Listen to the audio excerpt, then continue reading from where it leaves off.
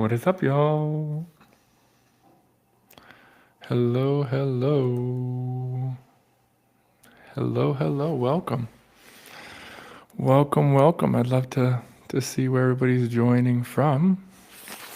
It's me, your boy, your host, John Paul Dombrowski, keeping it real, raw, and radically human. And we're here to talk about family dynamics because there is nothing that says holiday season, holiday cheer like family dynamics. So yes, she's rooted in life. I do lives, or I'm trying to do more lives because we all love lives, right? I think we love lives. So today we're going to be talking about family dynamics. And this is such a topic that's close to my heart because this was one of the classes when I was in grad school that like really changed my life, really changed the way that I understood myself, really changed the way that I understood some of the feelings that I had, the stuck places that I have. And it introduced me to one of my favorite topics, which is called the differentiation of self. And the differentiation of the self essentially is what Murray Bowen said, which is the whole goal of the family. You see, every single human being has these two dimensions. We have this capacity and this dimension for individuality. We really are our own person. And at the same time, we have this dimension and this capacity for togetherness, relationality. It's an absolute fact that I am my own person. And I belong to everybody, right? I'm inescapably relational. And so what Murray Bowen said is that in families that are reactive, which means families that act out of emotion rather than thoughtful responses integrated with emotion, it triggers, when that reactivity happens over and over and over again, kids learn that they have to choose. Am I going to be a member of this family or am I going to be my own person? And so in reactive family dynamics, children have to choose between connection to the family or connection to themselves. Now, Murray Bowen said that we shouldn't have to choose this. And he said the goal of the family is to help the child to be able to say, I am both my own person and I'm a part of this family. And he says we do this through non-reactivity. And so hey, Steve, I'm glad that you connected with this stuff. In the reactivity, one of the greatest examples, I think, to talk about how reactivity gets kind of embedded in children is you see a little kid fall down on the playground. One parent will run over and be like, oh my gosh, oh my gosh, oh my gosh, what's happening? And the kid oftentimes will start bawling. Now, on the other hand, you have another parent and the kid falls down and the parent just goes, you're fine, walk it off. And what does the kid do? They just walk it off, right? And in the one situation, the child learns, I have to absorb my parents' anxiety, and they start bawling. And in the other situation, the child learns, I have to cut off from myself, and they cut off from their own needs. And so Murray Bowen said that the non-reactive family system teaches children to connect with themselves. And so the healthier version of that would be that if a kid falls flat on their face on the playground, the parent goes over and says, how are you doing? And then waits for the child to actually respond. But one of the things that happens in the family system is you can't just see all these individuals acting autonomously. Because of the interdependence, because of the emotional connection in the family system is actually an anxiety management system. And when one member of the family is not able to process their emotions, that anxiety gets distributed. And what Murray Bowen found, and the family systems thinkers found, is that in dysfunctional families, the most vulnerable member of the family actually manifests symptoms. So it might be easy for mom or dad or somebody to kind of say, oh, I'm frustrated, but I'm just not going to deal with it. But then everybody else feels it. And over time, all that stress and anxiety, it accumulates. And this is why one of the reasons why individuals develop depression and anxiety. Bowen said that individual manifesting those symptoms is really just that individual manifesting all the dysfunction of the family around them. And so one of the things that happens is that when one family member doesn't process their emotions, rigid roles emerge. And rigid roles emerge because when one person is tense, the family's trying to mitigate anxiety. And something's happened, and the child's there, they're vulnerable to the anxiety of the family system. And so dad's upset, mom's upset, something's happening, and then the child learns like, okay, well, if I take care of mom and dad, it'll be easier. So the child shifts into a caregiving role. But then that happens over and over and over and over for 18 years. And that one behavior becomes an identity. The family learns to expect that child to be the caregiver. The family learns to rely on that child's caregiving. And then the child ends up finding relationships outside of that have that same caretaking mentality. And so one of the roles, so there's a couple different pretty common roles. One of the very common roles is the parentified child, so the child that has the responsibility for taking care of the parents. Another really popular role is the scapegoat. So when families feel the need to blame someone, someone always gets blamed, right? So one child can kind of be the scapegoat and receive all the blame for the family. Another role is just the problem child. So the problem child is the child who manifests symptoms, and then the family kind of focuses on them as the identified patient. And this happens all the time. Guys, I cannot tell you how many times parents come into therapy bringing their child and saying like, I don't know what's wrong with them. They're this, they're this, they're this. And as a therapist, you're just sitting there and it's like, it's not the child. The child is manifesting the symptoms of the broader dysfunction of the family. And so over and over and over again, really one of the most effective things when children are struggling with anxiety, depression, one of the most effective things is two things. Parents go to therapy and parents do couples therapy. So one of the roles that the child can take on is the symptomatic child. Another one of the roles might be the kind of star of the show, the family hero, right? So if you have a family, families have these unspoken rules. They're not written down, they're not explicit, but they don't have to be. These rules might be, we're tough. These rules might be, we don't show emotions. These rules might be, all emotions are welcome all the time at any place at any time. The rules might be, you have to achieve to earn love. Families develop these different rigid rules that are unspoken. And if you guys here are thinking about it, like think about the rules that were in your family. Think about the things that were, and you put them in the comment section. Think about the rules that were just like written on the wall. Nobody ever said them, but they were just gospel. These rigid rules come because of the different ways that we mismanage and don't manage our emotions. So when we don't manage our emotions, right, then maybe it's something like we don't talk about dad's drinking problem, or we don't talk about mom's affair, or we don't talk about, there's all these different things, and they limit our emotional availability. And so when this happens over and over again, that's how those rigid roles form. So another role might be I'm drawing a blank here. Another role might be the fragile child. And one of the ways that fragility gets passed on is called the family projection process. So when parents have not addressed their own life issues, what happens oftentimes is they see those issues, even though they're not really there, in their children. Right? So if a parent experienced a lot of fragility as a young child, and that parent just didn't feel a great sense of confidence, if that parent sees a child that they feel like is similar to them struggling, they might say, oh my gosh, oh no, you need extra help. So then the parent, out of their own insecurity, helps the child because they're afraid that they're fragile. And then the parent does all these extra things for them. And this is coddling. So the more that child gets the extra help from the parent, the more that child becomes coddled, the more weak and fragile that child becomes, and it becomes a self-fulfilling prophecy.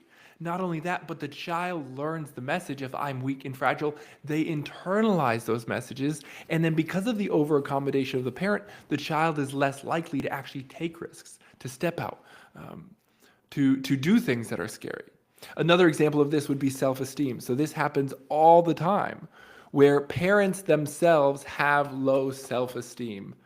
Bella J, I felt that too, so you're not alone there. This happens all the time where parents have low self-esteem. They feel really badly about themselves, and they don't want their child to develop low self-esteem. So what do they do oftentimes? The exact opposite of what you want to do to build esteem. Parents who have low self-esteem and are afraid of their children developing low self-esteem praise their children a lot. They praise their children for everything. They say, you're the best. They give them all this validation. And in that process, what the child is learning is that my self-esteem comes from the validation of others. So when the parent is afraid that the child lacks self-esteem, so they try to boost their ego by talking them up, they are actually creating the very circumstances, one of the sets of circumstances that leads to low self-esteem. So these are the ways that we can get pegged into these rigid roles.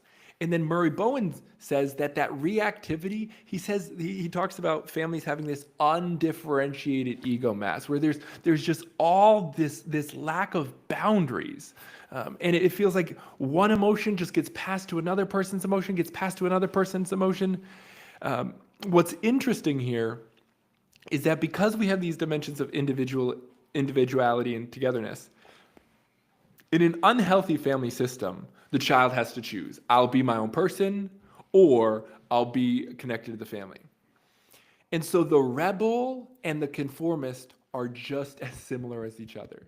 Because one child says, I need to be connected to my family. So the reactivity is actually taking on all those qualities of the family. These are those individuals who it almost looks like they swallowed their family whole. They're just like a cookie cutter of the family. On the other hand, you might see somebody who is trying to cling to their independence by rejecting everything. They reject the family. This is the classic rebel. And so you can see this especially, you see this in dysfunctional families, whether the families are very, very strict or whether the families are very, very, very loose. I come from a community in my area growing up as a very religious area. So you see this especially in deeply religious families. You have you have a couple kids that kind of just like literally look exactly like the parents and the rest of the family. And then you look at other kids that are the exact opposite. Like they are just rebelling against everything. It's all reactivity. And the problem that happens is because we don't learn I am both an individual and I'm part of the family. Yes, Tilly Rose, you digesting everybody's emotions on behalf of them. That's one of the roles that we can fall into. And so when anxiety and emotion, when it does not get processed, it gets distributed. This happens in the family. It actually happens inside of us in our internal family systems. But I'll be talking about that a little bit later in the week. What doesn't get processed gets distributed. And then the most vulnerable members of the family take on that emotion. And then we learn ways to cope with it. And one of the other ways that we get drawn in family dynamics is called triangulation. And I guarantee you guys are going to go home. If you're going to be around the holidays with your family, you're going to get triangled. And a triangle occurs when there is tension between two individuals. The family systems theorists found that the two individuals, the dyad, is actually the most unstable relationship that there is. And the reason that the dyad is so unstable is because if there's tension in it and there's a rupture, the relationship breaks apart. So when you have two people in a relationship who do not know how to address their problems with each other, one member, the member who feels the most overwhelmed, pulls in a third, right? So you've all done this. We've all done this, where we're feeling stressed in a relationship with one of our friends. We're getting overwhelmed by the stress. And so instead of talking to that friend by it, we pull in a third friend, right? So I'm having a hard time with Tommy, but instead of talking to Tommy about it, I talk to Mike about it. And this creates a triangle where it's me and Mike over here, and it pushes the one person out and it draws, but the issue there is that the relationship never gets addressed. And so the thing is that Tommy can say, hey, I don't want to talk about that because he's an adult. But children can't. And one of the most common ways that triangles show up in the family system is when the parents are having a tension between each other. And because the parents don't address that tension directly, they draw in the child. So let's say mom and dad are having a lot of difficulty. And then instead of mom talking to dad directly and working through a difficulty, what does she do? She draws in the oldest daughter, which is a really common dynamic. Or maybe even the oldest son. It really doesn't matter. It can go either way. And so then mom is telling the daughter, oh, your dad's doing this to me. It's so hard. And this is that dynamic of mom's my best friend. Mom shouldn't be best friend. Mom should be mom. And so then what happens is the child is being drawn into the dynamics that the parents have between each other, and the child can't escape. And so they're taking on the responsibility for the relationship. Maybe they feel like the other thing that happens is oftentimes it alienates them from the other parent. So if mom is talking to the daughter about all the problems that mom has with dad, the daughter is being alienated from the dad. And as long as that happens, mom and dad aren't dealing with the relationship. But the problem is, daughter is getting pushed into this role of caretaking for mom's emotions. I don't know if I just broke up there. Chrissy, I'm glad that you like it. So mom is inheriting, the daughter is inheriting the responsibility for mom's emotions. And then guess what happens? The daughter develops an anxiety disorder, right? The daughter feels anxious all the time because she's absorbing the tension that really belongs in the relationship between mom and dad. And then the child is sitting there wondering, oh my gosh, I'm hearing all this stuff that mom's saying. What's going on in the relationship? Am I going to lose my kid? Am I going to lose my family? Am I going to lose my house? Am I going to lose my parents? And so when adults do not process our emotions becomes distributed on our children. And this happens in every single system of life. When the CEO doesn't process their emotions, when the person that's the manager doesn't process their emotions, in every single place in our life, what doesn't get processed gets distributed. And so that's one of the other roles. Triangulation happens all the time. Looks like my Wi-Fi is not really cooperating here, so I'm sorry about that, guys. But triangles don't just happen between mom and dad. Triangles also happen between siblings. So you can have two siblings that kind of gear up on each other. So when one sibling's having a hard time, instead of actually kind of meeting them where they're at, am I breaking up, guys? You let me know, because I'm breaking up on my end. If you guys could send me a message there and let me know, I'd be greatly appreciative. But triangulation can happen between parents, but it also happens between siblings. It can happen between anybody. And the way that you break the triangle is you refuse to participate into it. So hold up here. Guys, I am going to, we're almost done here, so we'll just ride it out. I'm breaking up just a tad, so sorry. But in triangulation, the way that you break the triangle is you refuse to participate in it. So essentially what you say is when somebody comes to you with their issues, you just have to say, hey, I'm not willing to be a go-between. Hey, I really want to be close to both of you, but this isn't my problem to step into. Because in order to break out of the rigid roles that we get pulled into, we have to recognize the dynamics that are occurring. And a lot of times we can't recognize these dynamics because we don't realize the patterns because we don't get to step back. I mean, that's one of the beauties about doing therapy and doing this work is you can see the patterns. And that's one of the things that we go over in the series is understanding what are some of these large patterns of family systems. Your family is not uniquely dysfunctional. Your family is dysfunctional just like families are dysfunctional. And there are common patterns to the ways that families are dysfunctional. But the answer to this whole series of dysfunction is non-reactivity. It's non-judgment. It's the practice of mindfulness. There's actually a link in my story right now to a mindfulness meditation, a 15-minute mindfulness meditation to step back from reactivity. Because in order to stop the cycle, we have to recognize we're getting pulled in. So it's really as simple as recognizing when the reactivity emerges. And reactivity shows up in two ways. Either we are going to become fused emotionally to the other person, we're going to become fused emotionally to what their wants are, we're going to need to take care of them, or we're going to cut off. So that person says something and we go numb, we go silent, we disconnect. But this also happens internally. Internally, we have fusion to our own emotions, right? So an emotion shows up and we just get caught up in it. It becomes us. A really great way to think of this is that we begin to look from the emotion rather than at the emotion. And non-reactivity is being able to step back. It's the difference between saying, I'm angry, in which we are identifying with the anger, and saying like, oh, I'm noticing that I'm noticing the anger within me. And so when that happens, a lot of times one of the biggest indications of whether you are well differentiated or not, and just to look at that word, differentiation of self comes up because Murray Bowen said that we all have the innate capacity to have this well-developed self. Some others have called it self-actualization. But when we develop in an environment that's reactive, rather than learning to develop from our center, we learn to take on the roles and accommodate the needs around other people. So then instead of our identity becoming about our center and our uniqueness in this dynamic of being connected and separate, we become identified as the role, the protector, the caregiver, whatever it is. And so that's an example of fusion or cutoff, right? Cutoff is when we say, I'm not talking to you at all, get away from me, or interiorly, where we just try to shut feelings down. Fusion or blending is when those feelings just completely take over, or when somebody else's feelings, we feel like we have to take them on.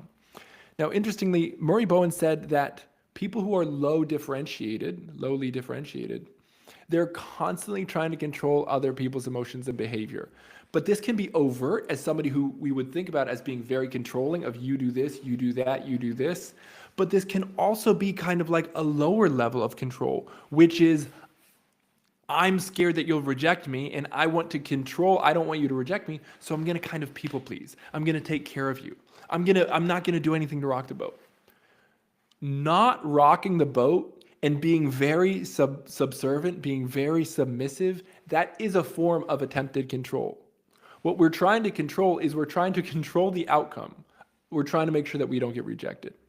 So when our actions are highly dictated based on somebody else, it's an indication that we lack that differentiation of self and that we're living out of reactivity. And so the answer is to learn to observe our emotional experiences, connect with those emotional experiences without acting from them. To see these emotions kind of like as passing clouds, to step back and recognize what's happening inside of us rather than being acted or acting from it. And so the best way to do this is mindfulness. And mindfulness is a practice. We all have the capacity to be non-reactive, right? That sense of peace isn't about a feeling inside. It's actually about the context of all feelings that we're resting as. And so a great analogy here is that we oftentimes feel these different thoughts and feelings, but those are like the clouds in the sky. Sometimes the clouds are very clear and it's a beautiful day and we can see the sky. Sometimes there's huge storm clouds. Most of the time, when the storm clouds come up, we identify as them. We take them, we believe that we are the clouds, right? We are looking from the emotions, we are looking from the thoughts, rather than looking at the thoughts. And in mindfulness practice, we learn I don't have to be afraid of the storm clouds. I can just say, okay, that's a cloud coming and going. I am the sky. So I don't have to be afraid of the clouds because I'm the space in which this is all emerging. You don't learn how to do that in a reactive family. You learn to be one storm cloud pushing the other storm cloud, or one storm cloud getting pushed. But in non-reactive individuals who create non-reactive families, there's the capacity to say, hey, we don't need to push, we can sit with all of this. So mindfulness, this is one of the first things we do on day one in the Holiday Resilience series, which is a guide to help you to understand what are the dysfunctional patterns in my family dynamics around the holidays. What rigid role do I get sucked into? How do I get pulled into reactivity? How can I step out? And then we use internal family systems theory, which is one of the greatest psychological frameworks that I've found. And it essentially understands that the way that family systems operate, it's the same way our psychology operates. You're not just one individual psyche. That's what we call the myth of the monomind. But rather, you have different parts of you that have different thoughts. That's why one part of me wants to do this, one part of me wants to do that. It's the language that we use every day. It's one of the reasons that we feel so conflicted. You should feel conflicted because there's different parts of us that are drawn to different experiences and different aspects of life. And then we build on that, so understand your internal psychology, because there's the kind of this Russian doll kind of thing. There's this kind of like embeddedness. you cannot understand yourself unless you understand your family system. It's impossible. You can't understand yourself unless you understand the context that you developed in. Because we are systems that develop in systems that develop in systems. And you can't understand, why do I do X, Y, or Z? Why do I have these thought patterns? Why do I experience these intense emotions? If you don't understand the context in which you developed it. Because all the things that you hate about yourself are adaptations that you once needed to survive. All the things that frustrate you, all the patterns, they're things that served you once. But the issue is that you don't need them. Those parts of you are still stuck. So that's we kind of get into IFS in the series. And then we look at creating a plan. So we map out the family system, we map out the rules, we map out some of these dynamics, we look at communicating boundaries, and we'll talk about some of this stuff next week, or later on this week. I'll be doing multiple lives this week to break some of this stuff down with you. And then we help you create your holiday resilience plan. And the holiday resilience plan is literally a written guide that takes everything that we learn, understanding what's the role that I'm going to get pulled into, how's it going to try to pull me in, what is the specific communication of boundaries and needs that I'm going to use, because one of the things about our families is they're very predictable, and that predictability is also what helps us step out. So if you're interested, you can DM me the word series, and this is a 5-part series that really brings together all of my favorite stuff. So if you like my stuff here, if you like the videos, if you like the lives, if you like the stuff that I talk about, you will absolutely love the series. And I think one of my favorite parts about it is this is not something that's a one and done thing, because I'm going to teach you the foundational practices that I use quite literally every day. Mindfulness, IFS, the journaling practices that I use every single day to help me take care of myself, to help me grow. Yes, step outside, Steve. I like it. Step outside is really important. It's in there. Getting sun, getting breath, getting air. But these are the things that I do every single day, because the whole reason I'm a healer is because I needed healing. Right? If you ever find a therapist that says that they're healed, run the other direction as fast as you can. I don't know that there's anybody on this world that's really healed. But rather we just learn to look at our brokenness differently. We learn to hold our brokenness, recognizing that it's an aspect of humanity that draws us all together, that we all fall short, that we all have difficulty. And so if you want to do things differently, if you want to show up differently from yourself, DM me the word series. Or if you have any questions, send me a voice memo. DM me real quick. And we're going to be doing this all week. So I've actually got some guests, hopefully, coming on. We'll be doing these at either 6 o'clock or noon. So stay tuned, my friends. And also, actually, I guess we've got some time here. So if anybody has any questions about family dynamics, about relationships, about about family dynamics, about the holidays, about how to communicate with your family, I'll give about 5 minutes for questions here, and if anybody has questions, we'll answer them, and then if anybody doesn't have questions, we'll wrap up. But let me know what questions you might have about differentiation of self, about boundaries, about families, about problematic scenarios, about communication. Drop them in that comment section, and we'll answer them. We'll sit here in silence. I made a video today about how important silence is, how far we are away from silence. Cool, guys. Well, we'll give it one more minute. If anybody else has any questions, ask them away in the comment section. And if not, I think that's a wrap. Hi, what's the difference between IFS and parts work, like the one you do in Gestalt therapy? Oh, that's a great question. I don't know. So I do not know I don't know, because I don't know Gestalt, how Gestalt defines parts work. In my experience thus far, so I'm not an expert in Gestalt, so I couldn't tell you how Gestalt views parts work, I guess is what I'm trying to say. But I think IFS and Gestalt therapy does a really great job of interventions that help us kind of responding from different parts. So I think and I'm going out a little bit on a limb here, and if there's other questions, feel free to ask, please. I think that the difference is probably the understanding of the self, maybe a little bit. But sorry, I wish I had a better, more satisfying answer. But because I'm not an expert in Gestalt, I couldn't tell you. But I think in IFS, people use the word parts work a lot as kind of slang. Yeah. We'll give it one more question here and then one more minute. And if anybody has any other questions, we'll ask away. Welcome, guys. You're coming into the tail end. So if you have any questions, ask away. And then if not, we will wrap up here as soon as this clock strikes 7:10 or 7:10. Alrighty, folks. We are going to draw it to a close. DM me series if you want that series. I'll also have, okay, can you maybe deepen on the IFS? I just learned about it. Check out some of my, I'll talk more about IFS later on this week. So if you stick around this week, I think you will be very intrigued. So I can share more about that this week. And then we will continue later on. So stay tuned. We're going to be trying to do these at either noon or 6 o'clock each night. And keep it real, keep it raw, keep it radically human. Peace.